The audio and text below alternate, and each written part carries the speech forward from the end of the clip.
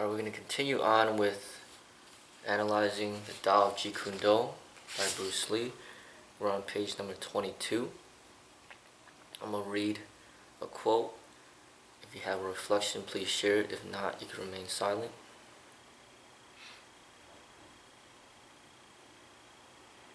Because one does not want to be disturbed, to be made uncertain, he establishes a pattern of conduct, of thought, a pattern of relationships to man. He then becomes a slave to the pattern and takes the pattern to be the real thing.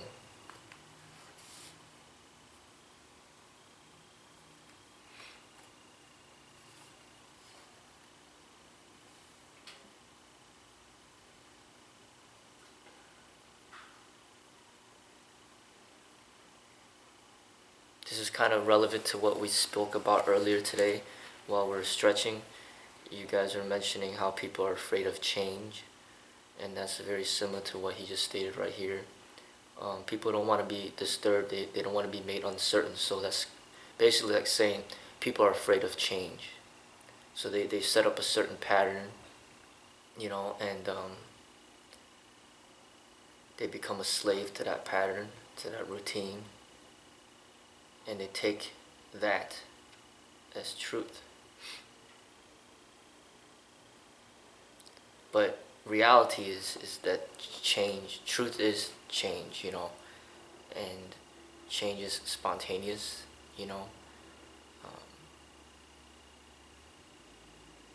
it's living.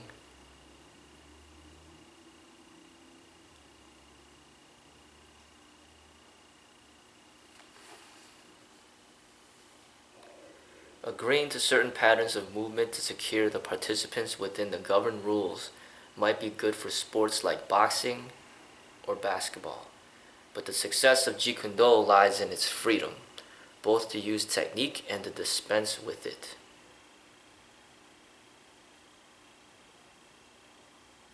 I have a question.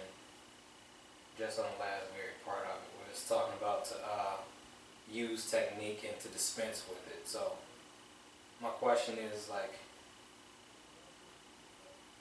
is he pointing towards just making adjustments, to use techniques, but when something isn't working, not to replace it with another technique, but be spontaneous? Is that what he's indicating? Saying Jeet Kune is about freedom to use whatever technique that you choose to use or to not use based on your freedom, rather than some type of governing rule as like in sport. So you think about it, basketball is a sport, and they'll be like, well, you can't dribble with two hands. You can't do this because it's traveling. You can't do this, you can't do that. That's a foul or whatever. But if you just express yourself with freedom with the basketball, that's completely something different. Then it's no longer basketball. Boxing, same thing. You can't do this, you can't do that.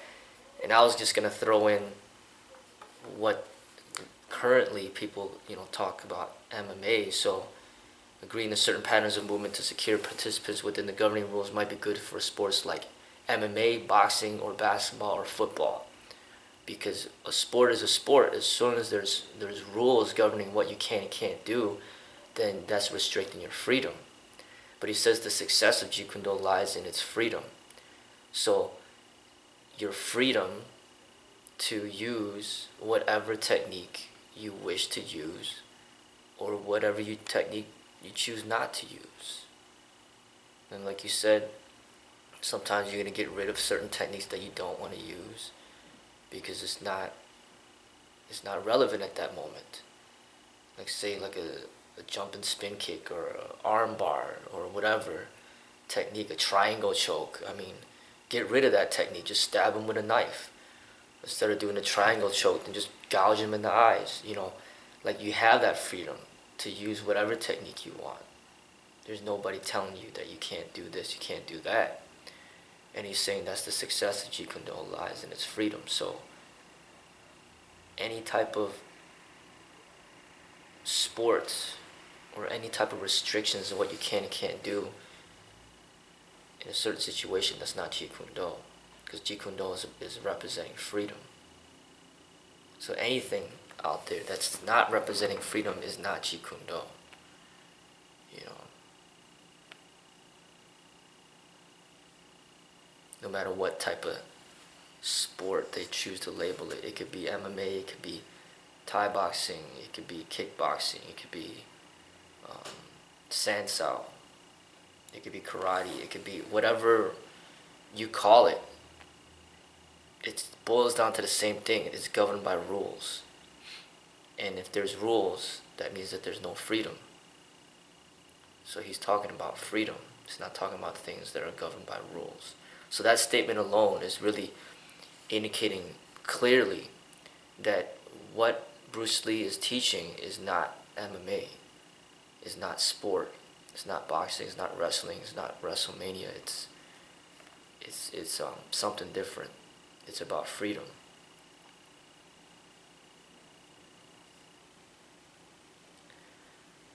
The second-hand artist blindly following his sensei or sifu accepts his pattern.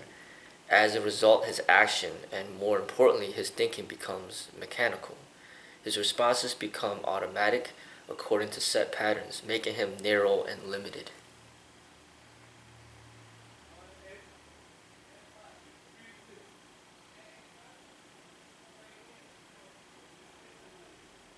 I don't have a question, but I have a thought towards that quote.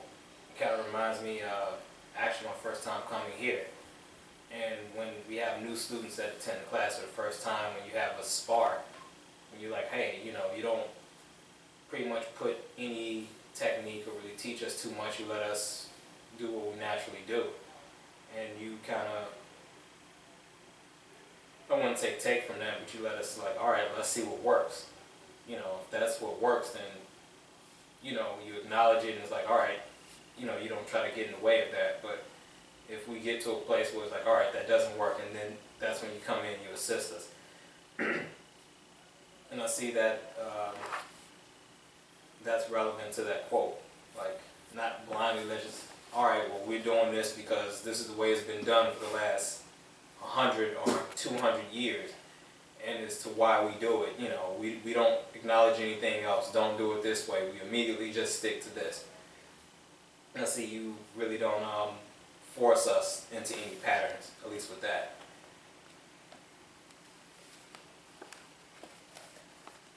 Yeah, I mean, because the school is, it's something where I'm not following a tradition myself because it's created and developed by me. And even, you know, Martin is like, oh, you know, it's this Jeet Kune Do and the wooden dummy. Well, it's not Jeet Kune Do, it's not Wing Chun. This is my thing. So I have the freedom to change whatever I choose to change. Just like you guys walk in the door, hey, you got new changes today. Like, yup, you know, it's up to me, you know. And then we're like, hey, we might have a shower soon, you know.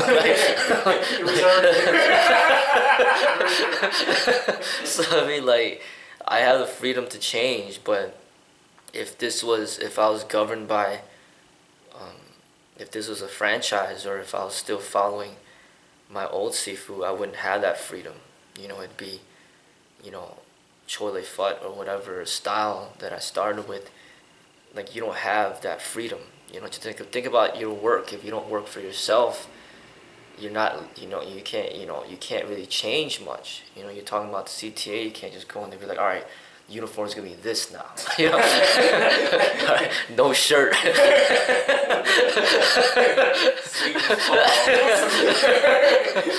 You know, like, there's really not much room for change if you think about it. The more established a company gets, the less room there is for change.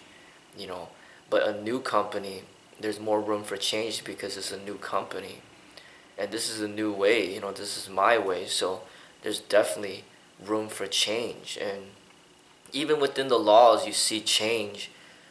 Not too long ago, like literally, like maybe just over 5 years ago, it was illegal to have a handgun in Chicago. Now they passed laws where you could have concealed carry. You can not just have a handgun, but you can even have concealed carry as long as you go through the courses. And you are taking advantage of that, for example. And that's an example of like change, like changing with change. You're not getting so secured with the past and tradition and routines and a certain way. Things change, and you notice things change pretty quickly. Like look at the cars today, something like a Tesla with electricity and hybrids, and they're coming up with new technologies.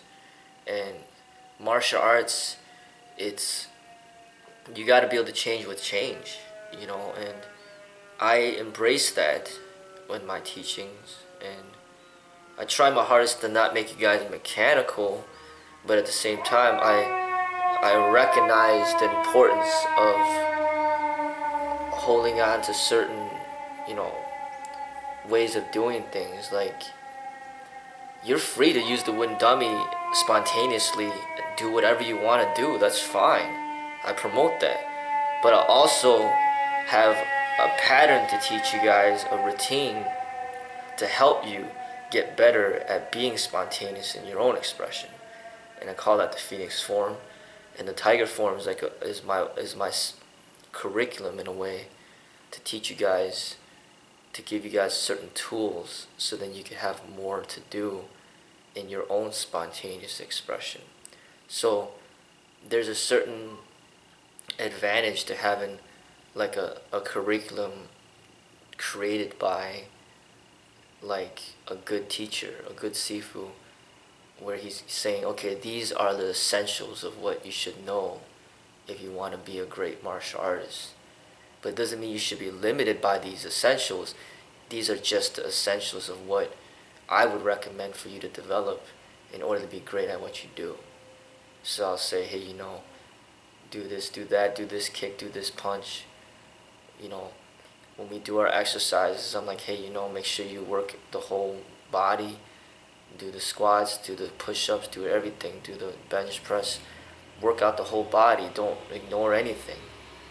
But some students could come in and be like, well, I don't want to do that. I want to do this. I don't want to stretch. I don't feel like doing bench press. I hate squats. well, you're free to not do what I recommend, but I'll pretty much guarantee you if you don't do what I recommend, you're not going to reach your potential. You know what I mean? Like, you're going to be imbalanced in your development. Well, I don't want to meditate. That doesn't do anything for me. Well, if you don't want to follow my guidelines, then show me, okay? Show me through your own, way that it works. So sparring is a way of testing that, If you don't want to follow my guidelines, then let me see what you could do in sparring and see if you are effective. If you are effective in sparring, then hey, then it shows that there's something that you're doing that's working, and that's what needs to be analyzed. So anytime people come in here and they have some special skills, that's worth analyzing.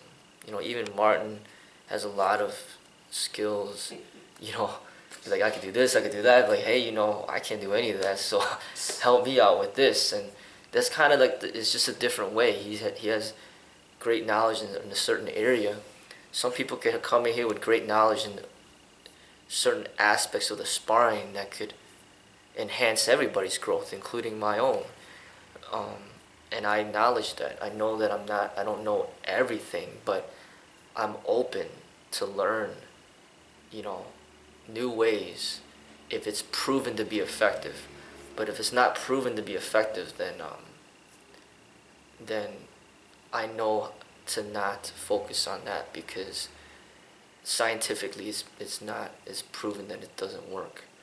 And that's why when I develop certain drills and I create the curriculum for you guys to follow, I make sure that everything that I'm teaching is something that actually will work, as long as you do it right, And I know it works because I've made it work, myself, So, it's backed by experience. But if you're learning from tradition, now the people don't necessarily have the experience. They're just teaching you what they've been taught, but they haven't really actually experienced it themselves to see if it actually works. And that's the problem that he's talking about, is when people get just blindly following, teachings, then you could get led astray, because there's thousands and thousands of techniques you can learn, and you're essentially seeking for the right sifu to condense those thousands of techniques into something more manageable, easier to learn, that's just straight to the point. Like a firearm is very straight to the point, just point and shoot. I mean, it's really simple. Like, it's for survival. And that's how combat's supposed to be. It's supposed to be simple, straight to the point.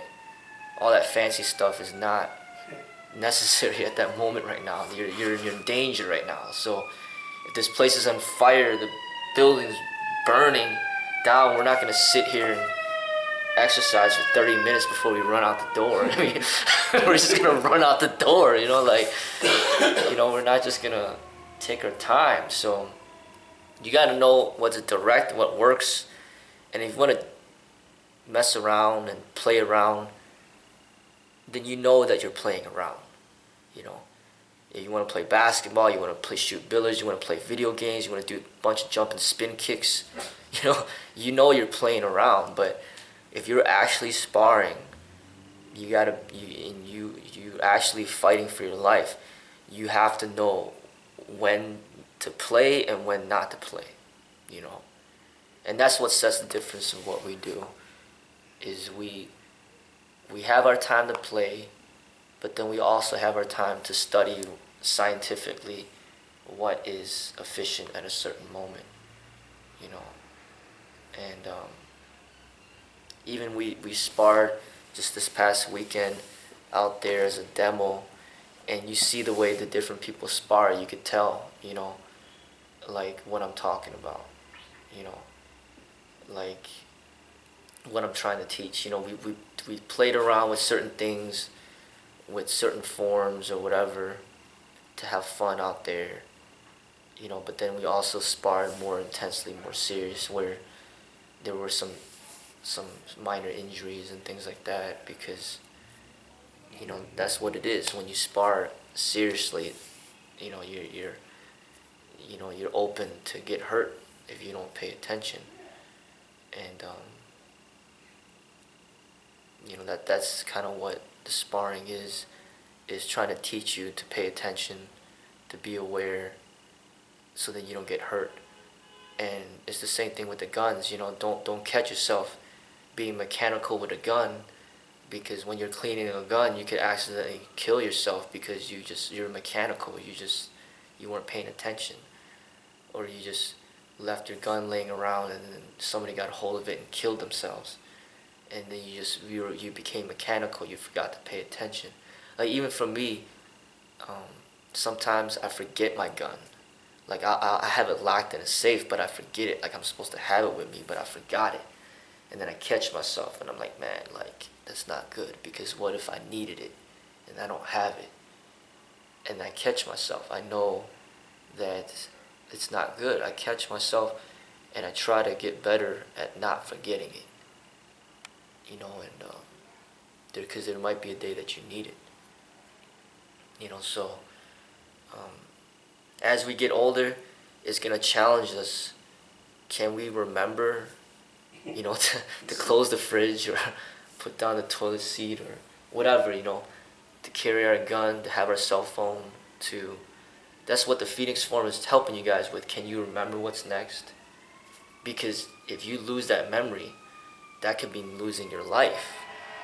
Because you forgot your knife, you forgot your gun, or you forgot a certain technique that could have saved your life at that moment. Like, memory is important. It's not just about the physical. Oh, you're fast, you're strong, you're flexible. But your mind, like, how strong is your mind? Like, you build a stronger mind, it can help you survive in certain situations too. So that's the thing that we work on too in here. But a lot of what I teach is very similar. It's very similar to Jeet Kune, very much inspired by Bruce Lee. That's why we're actually going over his book.